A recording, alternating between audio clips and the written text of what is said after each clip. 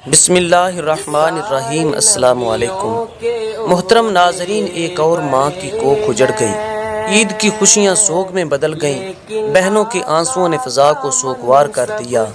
جی ہاں، قصور کھڈیاں خاص میں ظلم کی ایک اور داستان رقم ہو گئی۔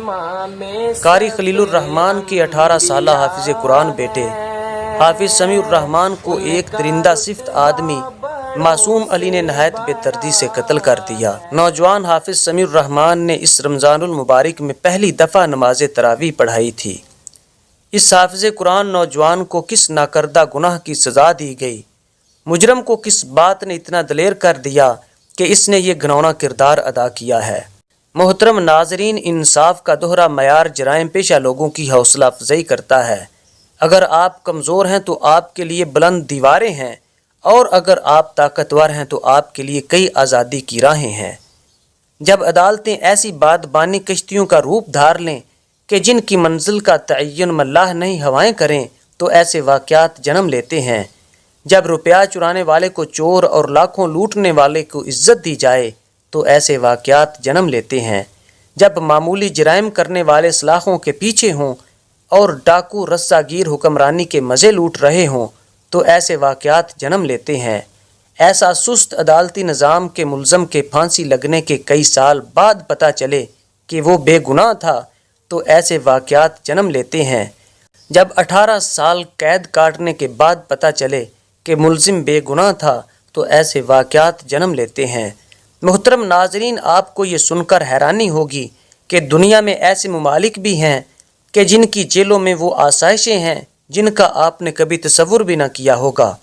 کشادہ ہوادار کمرے، کھڑکیوں پر پردے، دیواروں پر وال پیپر، صاف ستھرے فرش، ٹھنڈے گرم پانی کے کنیکشن، شیمپو اور خوشبودار صابن، لکھنے کی میز اور ٹیبل لیمپ، ٹی وی، لائبریریاں، تازہ اخبار، طبی معائنہ، قیمتی ادویات اور ڈاکٹر، کھیلوں اور ورزش کی سہولیات۔ مگر اتنی بہترین جیلیں، نرم قوانین اور چوری کے بہترین مواقع کے باوجود جیلوں میں قیدیوں کی بہت کمی رہتی ہے۔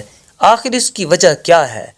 وجہ صرف یہ ہے کہ انہوں نے جیلوں کو سہولیات سے آراستہ کیا تو اپنے قوانین کو اٹل بنایا اور عدالتی نظام کو اتنا فعال بنایا کہ مجرم کو گرفتار کر کے عدالت پہنچنے، تحقیقات مکمل ہو کر فیصلہ ہونے اور جیل میں بند کرنے میں اتنا وقت بھی نہیں لگتا جتنا تیسری دنیا کے ایک شہر سے دوسرے شہر میں خط جانے میں لگتا ہے۔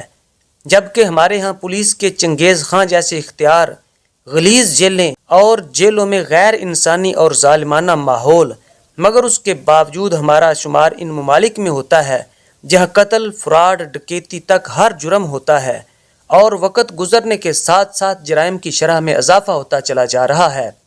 محترم ناظرین، وجہ کیا ہے؟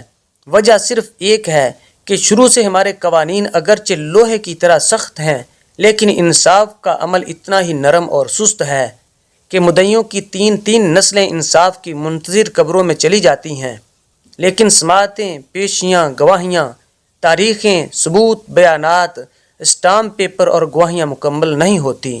مجرموں کو معلوم ہو گیا ہے کہ اگر آپ کے پاس پیسہ ہے تو قانون کی نظروں میں دھول جھونکنا کوئی مشکل کام نہیں، تو جرم ہوتے رہے اور مجرم رہا ہوتے رہے۔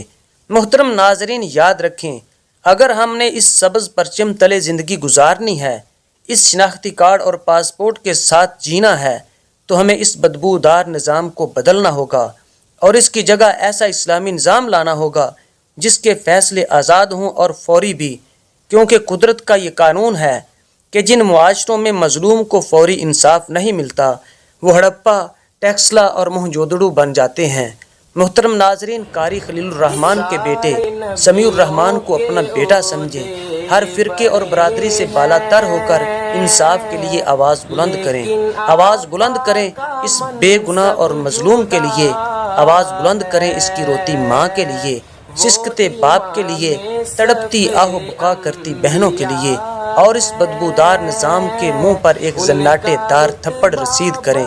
یاد رکھیں، اگر ہم آج خاموش ہو گئے، کل کسی اور درندے کے ہاتھ ہماری گردن تک پہنچ سکتے ہیں، کیونکہ یہ پہلا واقعہ نہیں ہے، اور اگر ہم نے مجرمانہ خاموشی اختیار کیے رکھی تو یاد رکھیں یہ آخری واقعہ بھی نہیں ہوگا۔ اللہ تعالیٰ آپ کے مال و جان، عزت، آبرو اور پیاروں کی حفاظت فرمائے۔ محترم ناظرین، امید ہے کہ آپ کو ہماری یہ ویڈیو پسند آئی ہوگی۔ ہماری ویڈیو کو لائک کریں اور احباب کے ساتھ ضرور شیئر کریں۔ ریڈ بٹن پر کلک کر کے موسیٰ ٹی وی کو سبسکرائب کریں اور بیل آئیکن کو پریس کرنا نہ بھولیں۔ اپنا اور سب کا خیال رکھیے گا۔ اللہ حافظ۔